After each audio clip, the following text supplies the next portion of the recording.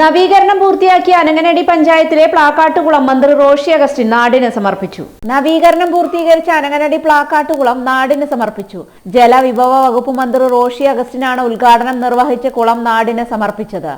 കേരളത്തിലെ ഇപ്പൊ ഷൊർണൂർ മുനിസിപ്പാലിറ്റിയാ മാറ്റി നിർത്തുക. മറ്റു പഞ്ചായത്ത് എടുത്ത് നോക്കിയാൽ പഞ്ചായത്തുകൾ എടുത്ത് നോക്കുമ്പോൾ കേരളത്തിൽ ഏതാണ്ട് 70,80,000 കുടുംബങ്ങളുണ്ട്.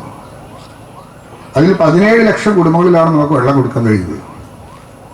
ഈ കഴിഞ്ഞ 3 വർഷക്കാലം കൊണ്ട് 17 ലക്ഷം എന്നുള്ളത് മാറി 44 ലക്ഷം കുടുംബങ്ങളിൽ കുടിവെള്ളം എത്തിച്ചു എന്നുള്ളതാണ് ഈ ഗവൺമെന്റ് കണ്ട ദൃശ്യം.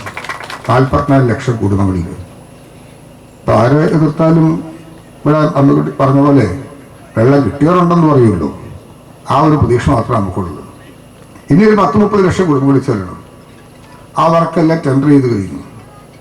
23% നമ്മുടെ പെർസെൻറ്റേജ്. അതിപ്പോൾ 54% കഴിഞ്ഞു. അതിനനുസരിച്ചിട്ടുള്ള പ്രവർത്തികൾ മുന്നേറുകയാണ്. ഇപ്പം കുടിശ്ശിക വന്നിരിക്കുന്ന കരാറുകാർക്ക് അവരുടെ പാടി അല്പം ഫ്ലോപ്പാണ്. MLA എന്നോടൊന്ന് പറഞ്ഞിട്ടുണ്ട്, എന്ത് ചെയ്യാൻ പറ്റും, വലിയ ബുദ്ധിമുട്ടാന്നൊക്കെ പറയും. ആ പണം നമ്മൾ കൊടുക്കും.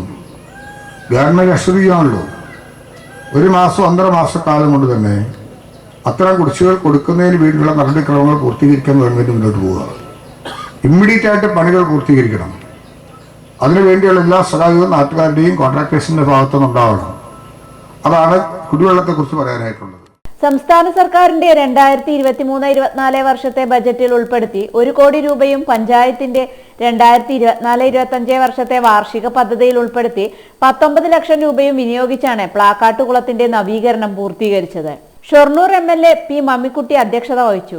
Ananganadi panchayat president P Chandran, Ernakulam MICC superintending engineer doctor PS Koshy, Ottapalam block panchayat president Shobhana Rajendra Prasad, ജില്ലാ പഞ്ചായത്ത് അംഗം C അബ്ദുൽ ഖാദർ, വിവിധ സ്റ്റാൻഡിംഗ് കമ്മിറ്റി ചെയർമാൻമാരായ KP Anitha, CP Vanaja, CP Sasi, K Rafeeq, block panchayat അംഗങ്ങളായ AP ശൈലജ, അസീന, പഞ്ചായത്ത് സെക്രട്ടറി നിഷ, മനോജ്, വിവിധ രാഷ്ട്രീയ പാർട്ടി നേതാക്കൾ എന്നിവർ പങ്കെടുത്ത് സംസാരിച്ചു.